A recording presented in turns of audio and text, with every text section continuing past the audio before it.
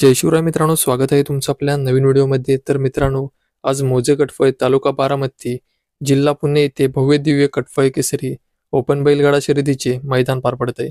मित्रांनो, आजच्या कटफळ केसरी मैदानामध्ये आपला सर्वांचा लाडका मोहिल शेठ धुमा यांचा दशमिंद केसरी बकासूर देखील आला होता।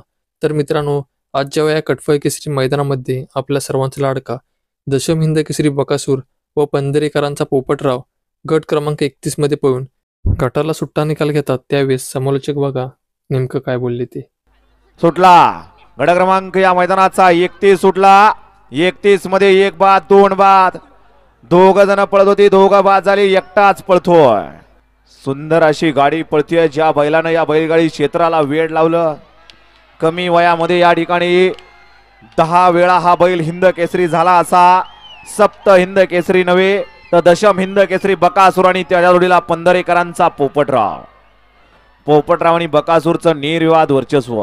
गट क्रमांक 31 चा निकाल आणि निकाल 31 चा निकाल आहे। तास क्रमांक 4 मधून बैलगाडी नाथसाहेब प्रसन्न मोहिल शेठ धुमा सुसगाव या गाडीचा 1 नंबर आला। विजय बैलगाडी मालकाचा त्यावरती बसणारे अमर ड्रायव्हर औंढकरांचं हार्दिक हार्दिक अभिनंदन आहे।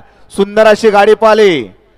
डावीला पाला मयूर शेठ सनस पंधरे सोनकसवाडी आणि स्वप्नील शेठ सनस पंधरे सोनकसवाडी यांचा पोपटराव पाला आणि त्याच्याबरोबर उजवीला पाला या बैलगाडी शर्यत क्षेत्रातला देव म्हणून ज्या बैलाला संबोधलं जातं असा दशम हिंद केसरी नाथसाहेब प्रसन्न मोहिल शेठ धुमा सुसगाव स्वामी साई सचिन शेठ घरत कडाव यांचा बकासूर पाला। सुंदर गाडी आणली अमर ड्रायव्हर औंढकरांनी, त्याबद्दल अमर ड्रायव्हर औंढकरांना या ठिकाणी मयूर सनस स्वप्नील सनस